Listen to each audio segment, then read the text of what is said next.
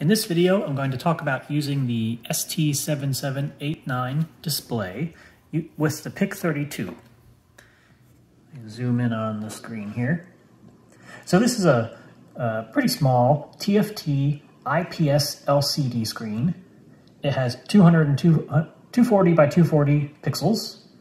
It's full color and has a really nice view angle for what's probably an advanced flip phone screen. I'm communicating with the screen using SPI from my PIC170F256B. Let's talk about how this device is wired and how we communicate with it in code. So it has not many pins: ground, VCC, SCL, SDA, res, DC, and BLK. Okay, so ground will go to ground. VCC goes to 3.3 volts. This is a 3.3 volt display, and our PIC is 3.3 volts, so we don't need any level shifting. SCL and SDA. So those are typically the names given to I2C pins, but this is not an I2C device, at least wired in the method that this breakout board comes pre-wired. This is SPI. So SCL is going to connect to the PIC's SCK. That's the SPI clock. SDA is going to be connected to the PIC's SDO. So that's the data out from SPI.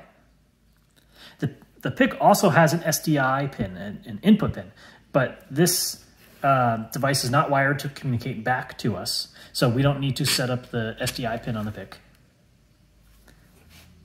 The data that comes out of this device, or that goes into this device, sometimes we need to say which pixel are we talking to, and sometimes we need to say what color is that pixel. So that would mean every time we communicate with it, when we send it a byte of data, somehow we have to say, hey, this piece of data I'm sending you, this is the address of a pixel. And sometimes I have to say, here's a color of a pixel. So rather than waste a whole write of a byte to do that, we have a pin called DC, or data control. So this will go to some pin on the PIC. And when that pin is either high or low, that will tell the LCD that the data that's coming in is an address, and the other way it says this is a color. So this is going to be SPI communication plus some other pin, so it's not quite standard SPI. Then every time we reset the PIC, we need to reset the LCD. Once we tell the LCD to be a specific set of pixels and colors, if I hold the reset button on the PIC, it'll stay with that configuration forever. And sometimes when the PIC is reset, it was in the middle of communicating with the LCD. And so it was in the middle of telling a specific pixel to be a specific color. I reset the PIC. When I unreset the PIC, the LCD doesn't know that the PIC was reset. So it still expects the end of the previous line of communication, and it freezes. So every time we reset the PIC, we also want to reset the LCD. And the LCD has a specific reset pin to do that. So that'll be another pin on the PIC. So the PIC will have the ability to hardware reset the board. And then the BLK pin, we can leave unconnected. That would let us change the background, the backlight, how bright the display is. So on this PIC, this is a fixed pin, the clock pin, but you can choose which data pins you would like to use. So how does a display like this work? There are many types of displays out there in the world. There's individual LEDs, and we can set the brightness of an LED, or if it's an RGB LED, if we have 3 PWM pins, we can set the color of that LED. There are character displays that let you write specific letters and then build words. And then there's this kind of display, which is individual pixels. So that means that this display is a big matrix of windows, where there's 240 windows in this direction and 240 windows in this direction. And behind the whole thing is one massive, probably white LED that's shining white light through a pixel. In front of that pixel are 3 windows, one that tints the light red, one that does green, and one that does blue. So each pixel has a red, green, and blue window in front of it. And when we communicate with the display, what we're telling it is, at that location, I would like a certain amount of red, green, and blue light to be able to come through. How much data is that? It turns out to be a lot. So this data is going to be packed into 2 bytes, which you might notice is not quite symmetric. So green gets 1 more bit of information than red and blue. So 240 times 240 times 2 bytes each, go my calculator real fast, is a lot of data. 240 times 240 times 2 is 200 bytes of data to draw an image at full color to this screen. So that will take quite an amount of time to send the data from the PIC to the LCD, as well as how much memory does the PIC even have? For instance, our PIC doesn't even have this much RAM, so I can't even create an image in the PIC and remember it and send it to the LCD. Anything I do, I have to draw on the fly. So that's a slightly limiting. Bigger processors have much more memory. Think about the graphics card on your computer. That's why those things are so expensive and have so much memory, so that they can double buffer and remember every single pixel and then figure out which pixels have changed and then only send that information to the screen so that it doesn't have to update every single pixel every single time. So what we're going to do is see the functions that communicate with this screen and how long will it take to update part of the screen, and then it will be up to you to figure out how to draw things like words to the screen.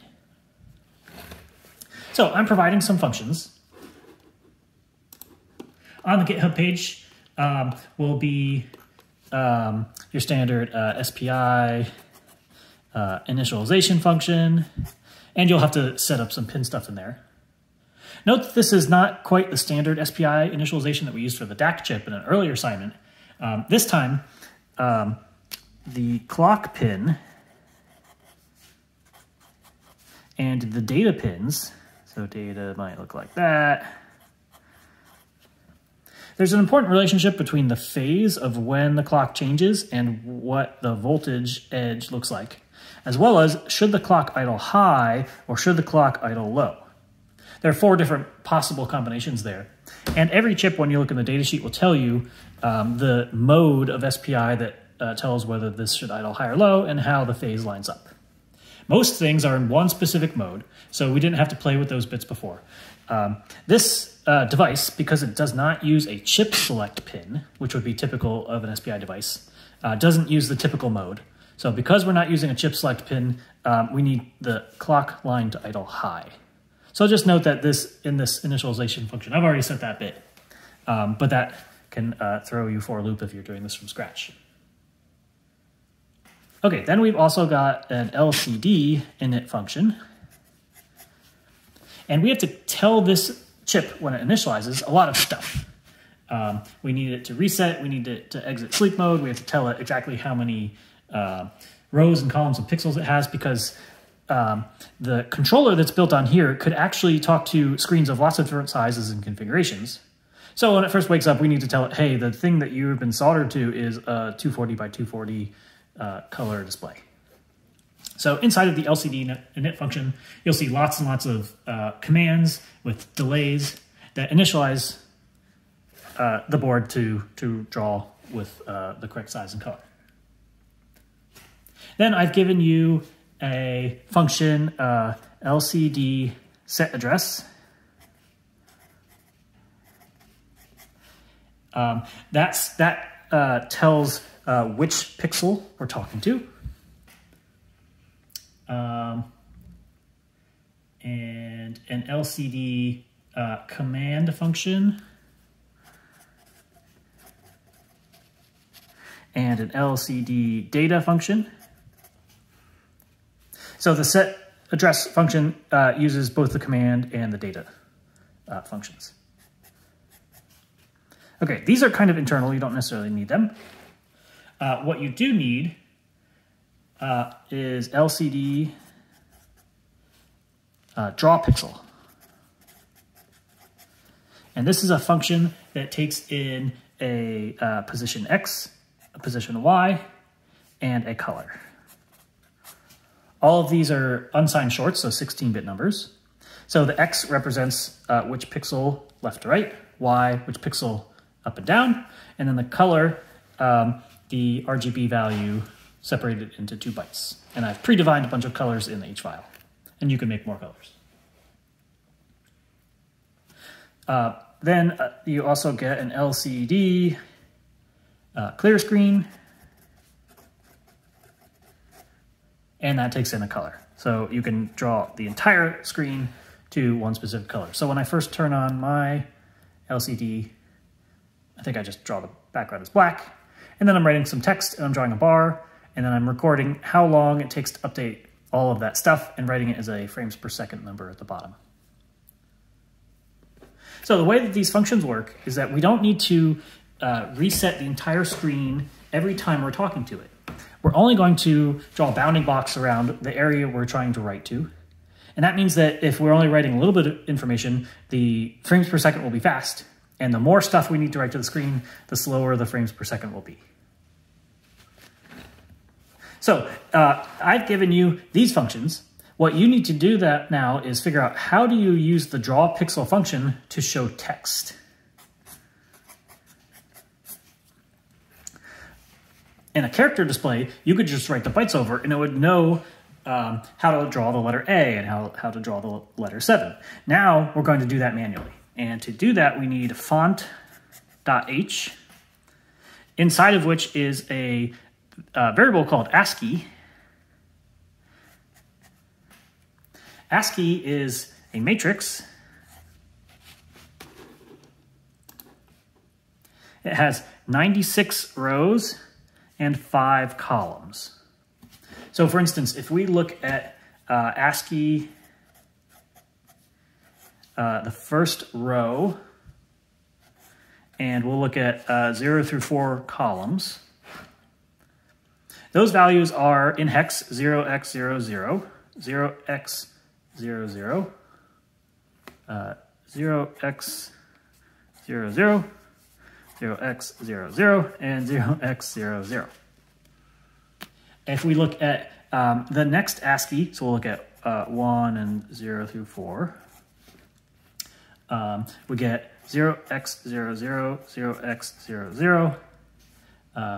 0x5f, 0x00, and 0x00. So what does this represent? This is going to be a column of pixels and whether a pixel should be on or off. So the 0th row is going to represent the space character. And a space character says every single pixel should be off. So the data here shows the bitmap that we're drawing is all zeros. The next character is the exclamation point. So if you picture the exclamation point as 5 columns, one more like that, and then 8 rows. 5, 6, 7, 8. This data literally represents of that size a number of pixels, which pixels should be on and off. So a 0 column means that we'll leave all of these pixels off, and then a 0, and then we're going to put 5f into this middle column. So if I go into my calculator, and in decimal mode I type 5f, in binary I get 0, 1, 0, 1, 1, 1, 1, 1.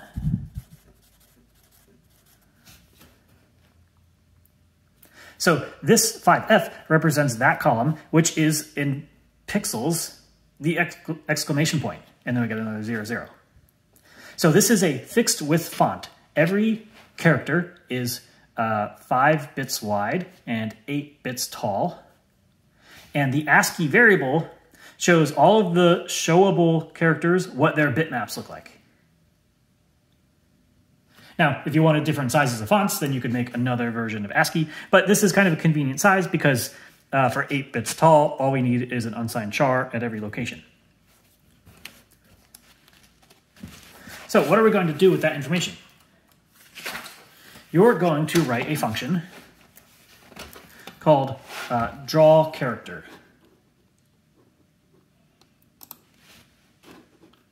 Or draw char.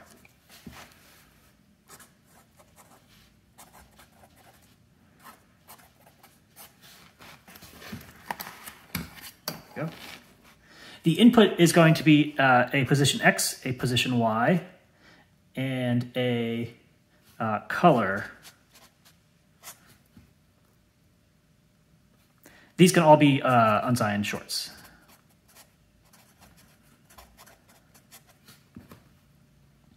What is this going to do? It's going to say, I've got this screen that is 240 by 240, and here is address 0, 0. And if I wanted to put a letter here, I'm going to identify the top left position of that letter.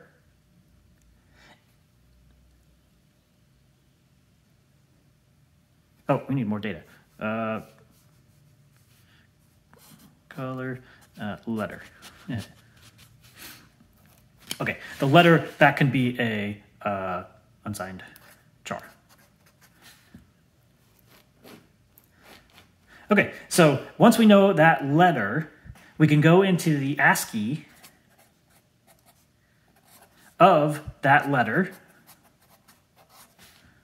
And then I need to loop through. So the first time I'll loop through, and I will grab that byte, and that byte is going to be this set of bits.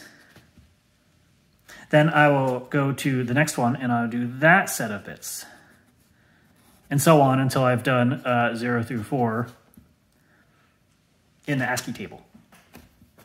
Note that ASCIIs start at hex 20.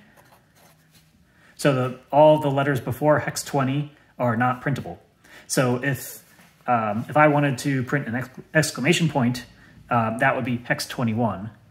So I would shift whatever my letter is. So if I wanted to draw exclamation point, that would be hex 20. So this number here should be whatever my letter was minus hex 20. So I shift down. So the draw character function takes in the position of the top left, the color that I'm going to write to all these bits, and the letter that I'm trying to draw. Then I can use another function, draw string, and draw string would take in a position X, Y, it would take in a color, and it would take in a pointer called the pointer M.